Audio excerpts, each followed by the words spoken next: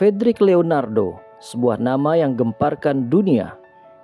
Masih ingat kala itu pemuda dari bantaran Sungai Kapuas Pontianak, Kalimantan Barat harumkan nama bangsa Indonesia di Olimpiade Paris tahun 2024.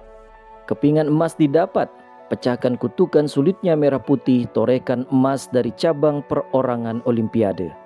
Lulusan PGSD Untan ini buktikan bahwa sejarah mencatat kerja keras akan hasilkan kejayaan. Perlu waktu panjang dan tak mudah. Hampir 1 tahun sudah kejutan sang Spiderman ini berikan emas Olimpiade untuk seluruh rakyat bangsa.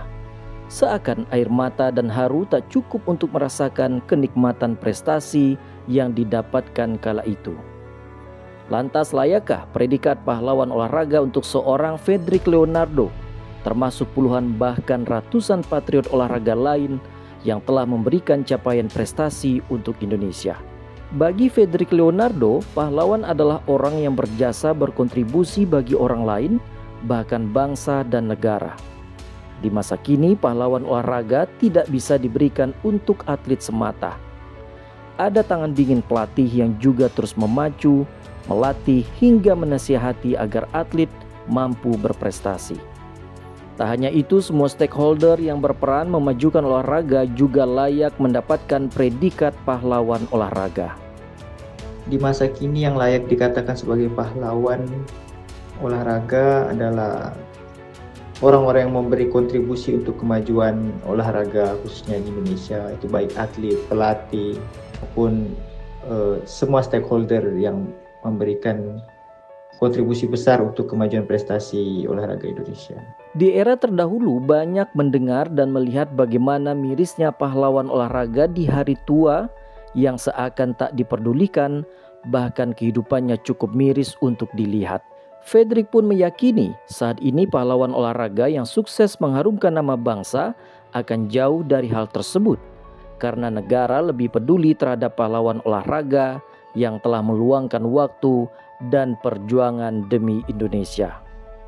Kalau untuk nasib olahragawan, kalau zaman dulu memang ada banyak atlet yang telah berprestasi tapi dilupakan itu jasanya. Tapi semakin bertambah tahun Indonesia tuh semakin berbenah memperbaiki diri. Tapi kalau untuk ditanya bagaimana tentang hal tersebut, menurut saya sebaiknya kita tidak melupakan jasa mereka, karena mereka telah memberikan waktu dan usaha mereka untuk kebanggaan Indonesia. Jadi mereka patut diapresiasi dan juga diberikan semacam jaminan itu di hari tua. Selain panjat tebing dari seorang Fredrik Leonardo, Kalimantan Barat juga harum semerbak dengan torehan dari cabang olahraga biliar.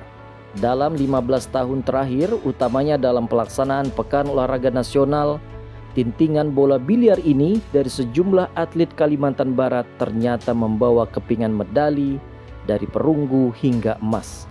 Ketua Pengprov Persatuan Olahraga Biliar Seluruh Indonesia Popsi Kalimantan Barat, M. Kurniawan Chandra, menyadari bahwa banyak nama-nama atlet olahraga yang bisa dinobatkan menjadi pahlawan olahraga. Susi Susanti dan Alan Budi Kusuma bulu tangkis misalnya, termasuk Fredrik Leonardo olahraga panjat tebing. Menggapai prestasi gemilang lagi-lagi tidaklah semudah membalikkan telapak tangan. Waktunya panjang, tekadnya sekuat baja, disiplinnya lebih dari seorang tentara.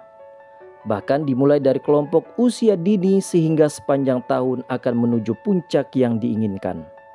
Pahlawan olahraga di Indonesia sangat banyak, salah satunya adalah Rudi Hartono, kemudian Susi Susanti, Alan Budi Kusuma, kemudian Muhammad Johri dan lain-lain yang kemudian mereka-mereka ini telah mengharumkan nama bangsa yang ada di kita. Salah satunya berasal dari Kalimantan Barat adalah Fredrik misalkan, yang menjadi juara dunia lomba panjat tebing. Tak dipungkiri, Chandra melihat negara sudah hadir memperhatikan atlet atau pahlawan olahraga. Sudah banyak pula atlet yang menjadi seorang aparatur sipil negara atau ASN, bahkan bekerja di lembaga atau badan usaha milik negara lainnya. Ini menjadi bukti nyata pahlawan olahraga kini mendapat tempat yang terhormat di mata bangsa Indonesia. Viko Alhadi melaporkan.